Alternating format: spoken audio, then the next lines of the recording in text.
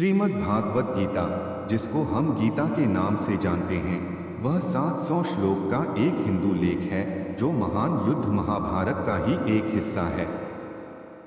यह दरअसल महान पांडव राजकुमार अर्जुन और उनको रास्ता दिखाने वाले भगवान श्री कृष्ण के बीच में हुई बातचीत का भाग है। यह संस्कृत भाषा में लिखी गई है, महान लेखक व्यास जी के द्वारा। ऐसा कहा जाता है कि भगवत गीता में हमारी जिंदगी से जुड़े सारे सवालों के जवाब हमें मिल जाते हैं। अगर आपको अपनी जिंदगी में कोई दुख हो या कोई परेशानी हो, या आप किसी ऐसे रास्ते में फंस गए हैं जिसके दो मार्ग और आपको समझ नहीं आ रहा आपको कौन सा रास्ता चुनना चाहिए, तो आप भगवत गीता पढ़ लीजिए, आपको आपकी सारी परेशानियों के जवाब मिल जाएंगे। भगवत गीता का उपदेश सुनते ही या पढ़ते ही आपकी सारी परेशानियां एकदम से हल हो जाएंगी और आप बहुत शांत महसूस करेंगे। कहते हैं गीता को पढ़ लेने से आपके सारे जन्मों के पाप इसी जन्म में खत्म हो जाते हैं। श्रीमद् भागवत गीता का इतिहास कहते हैं, कुरुक्षेत्र की पृष्ठभूमि में 5000 साल पहले भगवान श्री कृष्ण ने अर्जुन को उपदेश दिया था, जो श्रीमद् भगवत गीता के रूप में प्रसिद्ध है। भले ही पुराना है, लेकिन यह आज के दौर में भी आपकी सारी परेशानियों के हल आपको दे सकता है।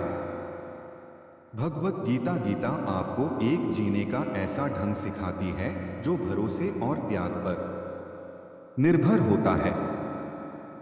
जब तक आपको किसी चीज पर भरोसा नहीं है, आप उसको हासिल नहीं कर सकते, और जब तक आप प्यार नहीं करेंगे तब तक आपको कुछ हासिल नहीं होगा। भरोसे और त्याग से ही आपको सब कुछ हासिल हो सकता है। गीता में श्री कृष्ण ने अर्जुन को यह बता कि वह भगवान विष्णु के अवतार हैं। भगवत गीता में बताया है जीवन का अर्थ क्या है। जीवन का अर्थ जानना है तो पहले खुद से पूछो कि तुम्हारा कर्तव्य क्या है। जो तुम्हारा कर्तव्य है उसे अपने पूरे दिल से निभाओ, और तुम्हारा कर्तव्य एक ऐसी चीज होनी चाहिए जो तुम्हें करना बहुत पसंद हो, तभी तुम खुश रह पाओगे और जो तुम्हारे आसपास हैं वह भी खुश रह पाएंगे। मैं ही सबकी शुरुआत हूं। मैं शुरू से भी पहले था और सब खत्म होने के बाद भी रहूंगा। सब मुझ में है और मैं सब में हूं। जो भी तुम देख सकते हो, छू सकते हो, सुन सकते हो या चख सकते हो, वो सब मैं हूं। ये नदियां, पहाड़, सूरज, ग्रहण, चांद, सितारे सब मैंने बनाए हैं। मैंने ही भगवान, राक्षस और शैतान बनाए। मैं सर्वव्यापी हूं। मैं ही ब्रह्मा बनके सब बनाता हूं और रुद्र बनके सब नष्ट कर देता हूं। मैं ये सृष्टि यूं ही बनता और तोड़ता रहूंगा ताकि आत्माओं को मौके मिल सके जन्म और मृत्यु से मोक्ष पाने को और हमेशा के लिए परमात्मा के साथ रहने को। भगवान कृष्ण ने अर्जुन को संदेश दिया कि आत्मा को कोई जला नहीं सकता, डूबा नहीं सकता और न ही काट सकता है, लेकिन आत्मा को परमात्मा के साथ हमेशा रहने के लिए ये परीक्षा रूपी जीवन में बैठना ही पड़ेगा। इस परीक्षा के लिए परमात्मा से बिछड़ के आत्मा को पृथ्वी पर किसी न किसी रूप में जन्म लेना पड़ता है। 88 करोड़ जूनियों को जीने और भोगने के बाद एक आत्मा को मनुष्य का शरीर और दिमाग मिलता है। हमारे तामसिक गुण वो हैं जो हमारे अंदर हीन भावना पैदा करके हमें खुद को उदास और नुकसान पहुंचाते हैं।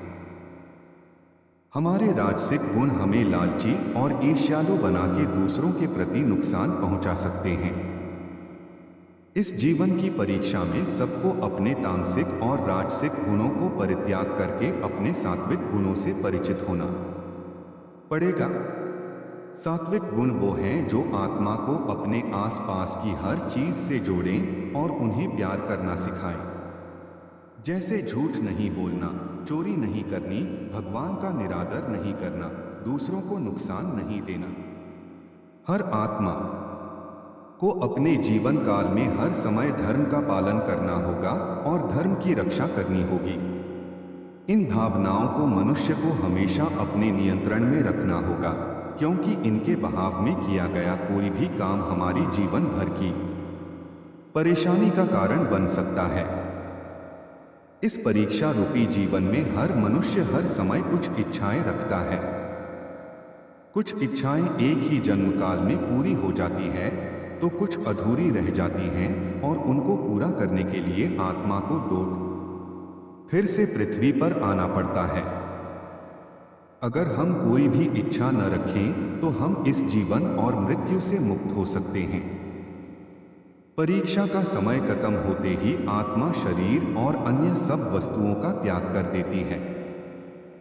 जो भी संसार में रहकर बनाया वो अब किसी और का होगा और आत्मा अपने कर्मों के फैसले के लिए चली जाती है। अपने अच्छे कर्मों के लिए आत्मा कुछ समय के लिए स्वर्ग और बुरे कर्मों के लिए नरक में चली जाती है। हर जन्म में अपने कई जन्मों के हिसाब से हर आत्मा को कभी अच्छे और कभी बुरे हालातों से जाना पड़ता है। लेकिन जब तक आत्मा परमात्मा के साथ योग को नहीं समझ लेती, वो मुक्ति नहीं पा सकती। अगर आप किसी का आदर करते हो और विनम्रता से उससे सवाल पूछते हो तो आपको ज्ञान मिलता है। ज्ञान लेने के लिए सबसे जरूरी है सवाल पूछना। जब तक सवाल नहीं पूछोगे तब तक कोई ज्ञान नहीं देगा। किताबों में लिखी और सुनी बातों पर भी तर्क करना जरूरी है। खुशी सबकी चाहिए, लेकिन पता किसी किसी को है कि खुशी पानी कैसे है। भगवद गीता में लिखा है कि न सुख ज्यादा देर टिकता है और न दुख, ये मौसम की तरह बदलते रहते हैं। इन्हें सहना सीखना चाहिए। शरीर द्वारा किए कर्मों के माध्यम से परमात्मा को पाने को कर्मयोग कहते हैं। ऐसे कर्म जो परमात्मा की इच्छा से हों और दूसरों के कल्याण के लिए हों। इसलिए आप जिस वजह से उदास हैं उसे भूल जाइए।